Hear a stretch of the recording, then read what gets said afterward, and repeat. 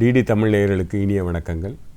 சித்தர் வழி மருத்துவத்தில், சித்த மருத்துவத்தில் ஒவ்வொரு மூலிகைகளை அதனோட பயன்களை பற்றி பார்த்துக்கிட்டு இருக்கோம். இன்று நம்ம காணக்கூடியது நந்தியாவட்டம். நந்தியாவட்டம் பார்த்திங்கன்னா இது சிவ புண்ணிய பொருள்னு சொல்லுவாங்க. சிவன் கோயில்கள்லாம் இந்த நந்தியாவட்ட பூ பயன்படுத்துவாங்க, பூஜைக்கு பயன்படுத்துவாங்க. பொதுவாக சித்த மருத்துவத்தில் பார்த்திங்கன்னா நோய்களை 4448 பிரிச்சிருக்கிறாங்க. மற்ற ஃபுல்லாக கம்ப்ளீட்டாக கிளாஸிஃபை பண்ணி வாத நோய்கள், பித்த நோய்கள், கப நோய்கள், அதாவது தமிழில் வலி நோய்கள், அழல் நோய்கள், ஐய நோய்கள்னு பிரிச்சிருக்காங்க. அதே மாதிரி ஒவ்வொரு உறுப்புகளில் வரக்கூடிய நோய்களையும் பிரிச்சிருக்காங்க. ஒவ்வொரு எந்த கையில் எவ்வளவு நோய்கள் வரும், முதுகு தண்டுவடத்தில் எவ்வளோ பிரச்சனைகள் வருங்கிற மாதிரியே கண் நோய்கள் 96ன்னு பிரிச்சிருக்காங்க. ட்ரெடிஷ்னலாகவே கண் நோய்க்கு நிறைய மருத்துவங்கள் சித்த மருத்துவத்தில் பண்ணிக்கிட்டு இருக்காங்க. இப்போ வரைக்கும் அதுக்கு நிறைய சாதாரண பேஸ்ட்லேருந்து பொதுவாக கண்ணுக்கு அஞ்சனம்னு சொல்லக்கூடிய மை நிறைய பயன்படுத்துவாங்க. பொதுவாக கண் மை போடுறது கண்மை இப்போ போடுறது அழகுக்கு போடுறாங்க. முன்னால் அஞ்சனத்தால் கபம் தாளம்னு ஒரு வார்த்தைகள் சொல்லாடல் உண்டு. அஞ்சனம்ங்கிறது கண்ணுக்கு இடக்கூடிய மைகள்னால உடலில் தன்னிலை மிகுந்த கபத்தை தன்னிலைப்படுத்தக்கூடிய செய்கை அஞ்சன மைக்கு உண்டு. அது மாதிரி கண் ஒரு நமக்கு ஒரு மத்திய நரம்பண்டலத்தோட வெளி தொடர்பு உள்ளது கண் தான்.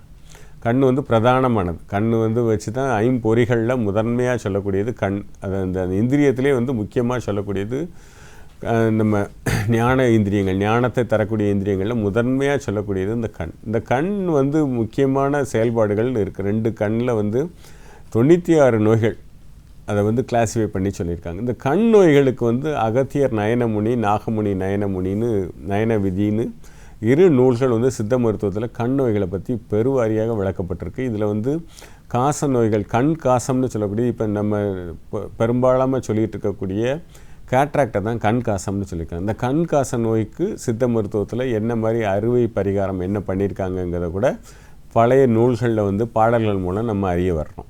அதனால் சித்த மருத்துவத்தில் கண் நோய் குறித்து ஒரு நாரிகேள லவணம்னா நம்ம தேங்காய் சேர்த்து செய்யக்கூடிய கண் நோய் மருந்துகள், இந்த மாதிரி நிறைய விஷயங்கள் சித்த மருத்துவத்தில் கண் நோய்களுக்கு புற சிகிச்சைகள், பற்று போடுறது, கண்ணீர் துளி, அதே மாதிரி படிகார நீர், நிறைய மருந்துகள் செய் மருந்துகள் கண் நோய்க்கு பயன்படுத்திட்டு இருக்காங்க. இதில் முதன்மையாக சொல்லக்கூடிய நந்தியாவட்டம். நந்தியாவட்டத்தை எப்படி பயன்படுத்தலாம்? நந்தியாவட்டத்தை பார்த்திங்கன்னா இதே மாதிரி நம்ம எருக்கம்பால் மாதிரி தான். இந்த செடியை ஒடிச்சாச்சுன்னா உள்ளேருந்து ஒயிட் கலர் லேட்டக்ஸ் அந்த இது சுரக்கும்.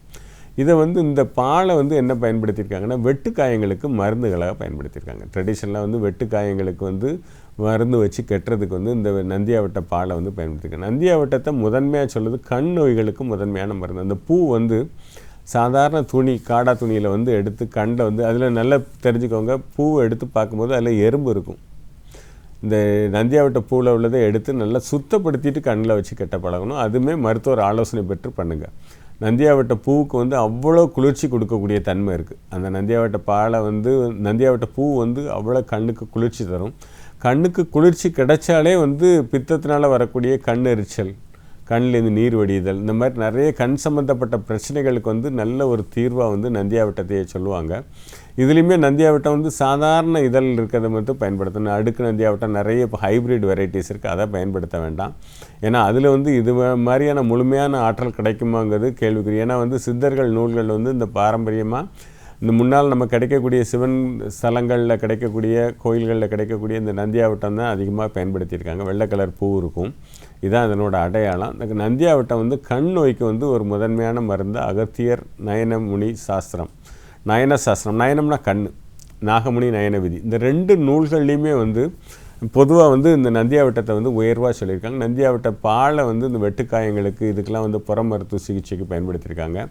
நந்தியாவட்டையை எக்ஸ்டர்னலாக ஒரு துணியில் கண்ணில் கெட்டி புற மருத்துவமாக சிகிச்சைகள் பண்ணியிருக்காங்க. பட் புற மருத்துவ சிகிச்சைகள் இருக்கும்போது கண் வலி, கண் நீர் வடிதல், கண்ணீர் எரிச்சல், கண் எரிச்சல், அந்த மாதிரி விஷயங்களுக்கு மருத்துவரோட ஆலோசனை பெற்ற கண் நோய்களுக்கு பயன்படுத்தும் போது, பிரயோகப்படுத்தும் போது ரொம்ப தெளிவாக பயன்படுத்தணும்.